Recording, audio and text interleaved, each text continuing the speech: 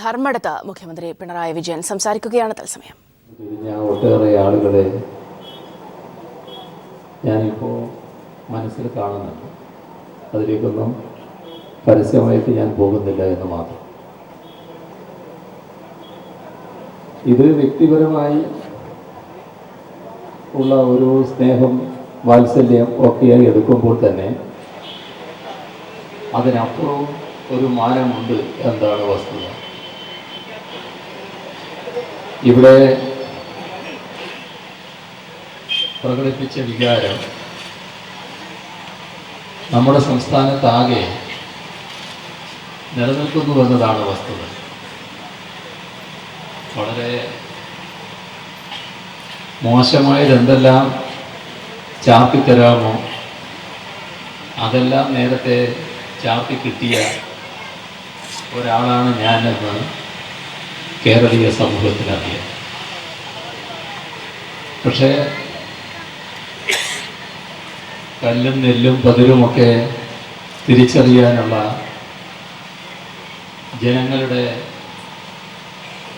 അസാമാന്യമായ ബോധം ഈ ഘട്ടത്തിൽ പ്രകടമാകുന്നത് നാം കാണുകയുണ്ടായി. വലിയ തോതിലൊന്നും ജനമനസ്സിനെ രീതിയിൽ സ്വാധീനിക്കാൻ കഴിയില്ല എന്നതിൻ്റെ ഒട്ടേറെ തെളിവുകൾ ഈ കാലയളവിൽ കാണപ്പെടുകയുമുണ്ടായി. നിങ്ങൾ ഇവിടുത്തെ പ്രതിനിധിയെ തിരഞ്ഞെടുക്കുമ്പോൾ കാണിച്ച വികാരം തന്നെയാണ് സംസ്ഥാനത്താകെ ജനങ്ങളും വോട്ടർമാരും LDFിൻ്റെ പ്രതിനിധികളെ തിരഞ്ഞെടുക്കുന്നതിൽ കാണിച്ചിട്ടുള്ളത്. അതിൻ്റെ ഭാഗമായാണ് LDFിന് പുറത്തുള്ളവരെല്ലാം കണക്കുകൂട്ടിയതിൽ നിന്ന് വ്യത്യസ്തമായി വലിയ തോതിലുള്ള സീറ്റ് നേടി LDFിന് അധികാരത്തിലെത്താൻ കഴിഞ്ഞു. എന്നാൽ ഞങ്ങളുടെ പ്രതീക്ഷക്കപ്പുറത്തുള്ള സീറ്റുകളാണ് എന്ന് പറയാൻ പറ്റില്ല. ഞങ്ങൾ പ്രതീക്ഷിച്ചിരുന്നത് ഇതിനേക്കാളും കൂടുതലുള്ള സീറ്റുകളായിരുന്നു. അതൊരു അയഥാർത്ഥമായ പ്രതീക്ഷയുമായിരുന്നില്ല. അത് അട്ടിമറിച്ചത്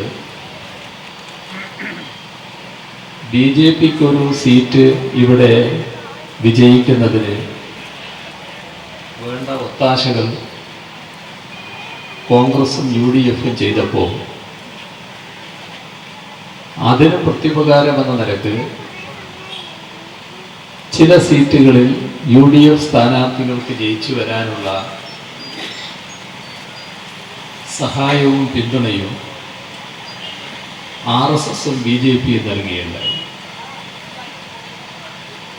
RSS നേതൃത്വവും കോൺഗ്രസ് നേതൃത്വവും തമ്മിലുള്ള പരസ്പര ധാരണയുടെ ഭാഗമായിട്ടായിരുന്നു അത് സംഭവിച്ചത്.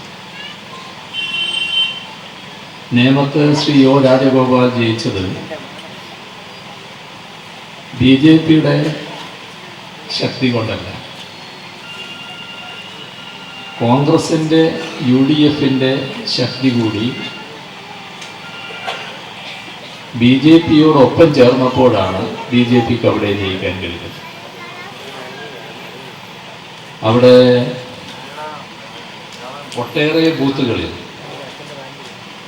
ബൂത്തിനകത്തിരിക്കാൻ കോൺഗ്രസിനും UDFിനും ഏജന്റ് ഉണ്ടായിരുന്നില്ല.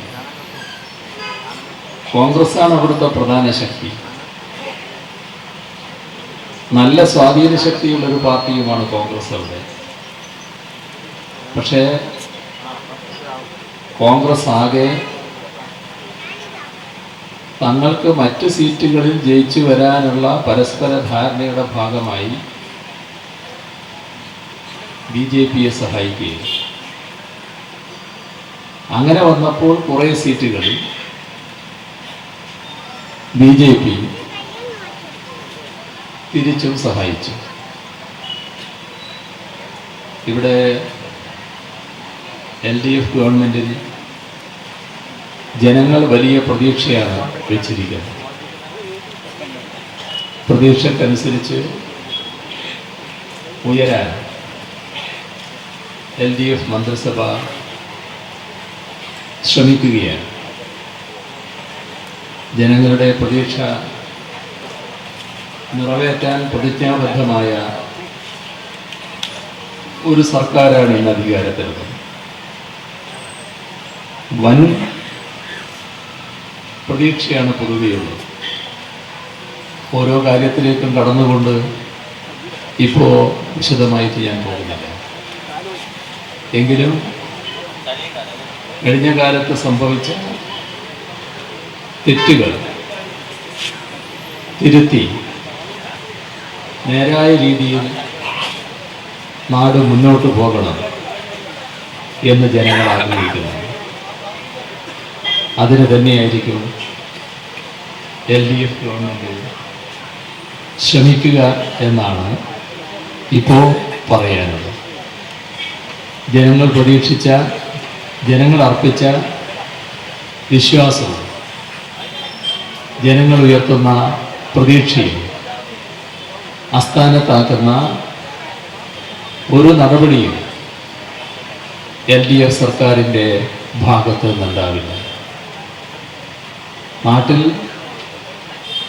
ക്രമസമാധാനം പാലിക്കുക എന്നത് ഏറ്റവും പ്രധാനപ്പെട്ട കാര്യമാണ്. ഇപ്പോൾ ഇന്നാണ് ആദ്യമായി തെരഞ്ഞെടുപ്പിന് ശേഷം ഇങ്ങോട്ട് വന്നത് എന്നതുകൊണ്ട് രവിയുടെ വീട്ടിൽ കാലത്ത് പോവുകയാണ്. രവി ഇന്ന് നമ്മോടൊപ്പം ഉണ്ടാകേണ്ട ഒരു സഖാവായിരുന്നു.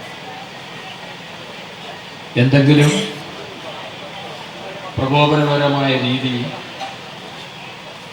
രവിയിൽ നിന്നോ രവിയുടെ കൂടെ ഉണ്ടായവരിൽ നിന്നോ ഉണ്ടായതിൻ്റെ ഭാഗമായല്ല രവി കൊല ചെയ്യപ്പെട്ടത്. അപ്പോൾ സ്വാഭാവികമായും വാഹനം നിൽക്കുന്നു,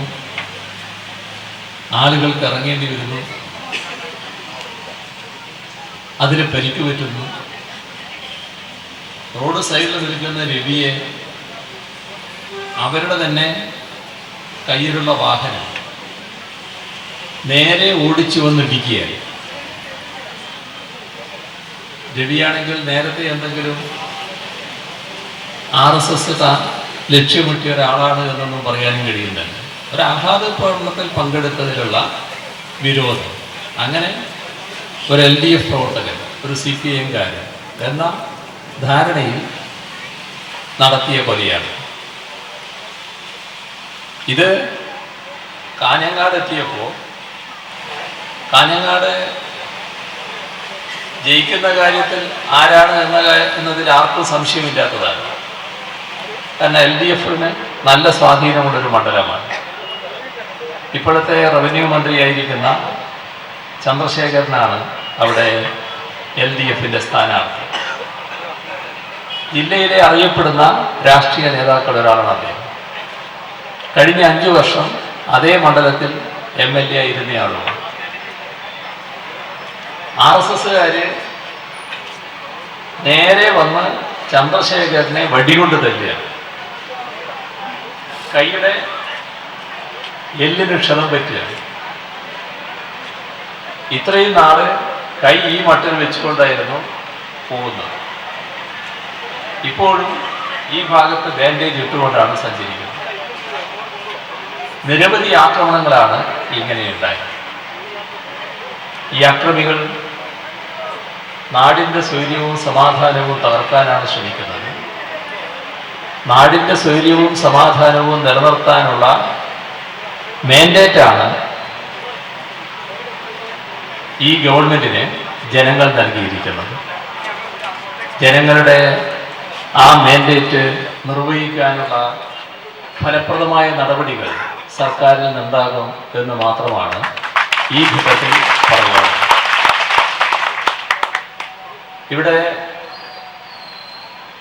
സ്ത്രീ സുരക്ഷയുമായി ബന്ധപ്പെട്ട ഒട്ടേറെ പ്രശ്നങ്ങൾ നേരത്തെ ഉയർന്നു വന്നിട്ടുണ്ട്. ജിഷയുടെ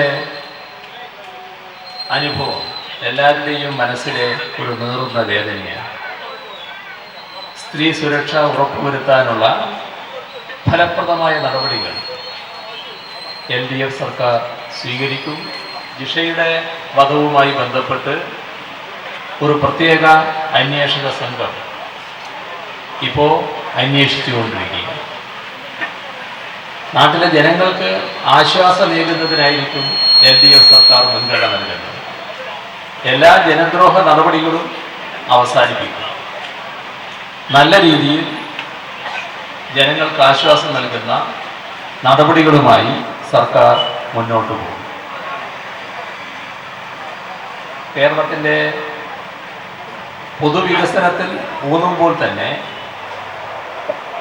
മലബാർ മേഖല പ്രത്യേകമായി ശ്രദ്ധിക്കേണ്ട ഒരു മേഖലയാണ്. വികസനം വേണ്ട രീതിയിൽ വന്നിട്ടില്ലാത്ത ഒരു മേഖലയാണ് ഇന്ന് മലബാർ. ആ കാര്യത്തിൽ LDF സർക്കാർ പ്രത്യേക ശ്രദ്ധ പതിപ്പിക്കുന്നതും നമ്മുടെ നാടിൻ്റെ പ്രതീക്ഷക്കനുസരിച്ചുള്ള നടപടികൾ സ്വീകരിക്കുന്നതുമാണ്. മറ്റ് കൂടുതൽ കാര്യങ്ങളിലേക്ക് ഈ ഘട്ടത്തിൽ ഞാൻ കടക്കുന്നില്ല. നിങ്ങളെല്ലാവരും അർപ്പിച്ച പ്രതീക്ഷയ്ക്കും വിശ്വാസത്തിനും അനുസരിച്ച് ഉയരാൻ LDF സർക്കാർ ശ്രമിക്കും. എന്നിലർപ്പിച്ചിട്ടുള്ള സ്നേഹവാത്സല്യങ്ങൾക്ക് ഞാൻ എപ്പോഴും നിങ്ങളോട് കടപ്പെട്ടവനാണ്. ഇവിടെ നൽകിയ ഊഷ്മളമായ സ്വീകരണത്തിന് കൃതജ്ഞത രേഖപ്പെടുത്തിക്കൊണ്ട് അവസാനിപ്പിക്കുന്നു. നിങ്ങൾക്കെൻ്റെ അഭിവാദ്യം.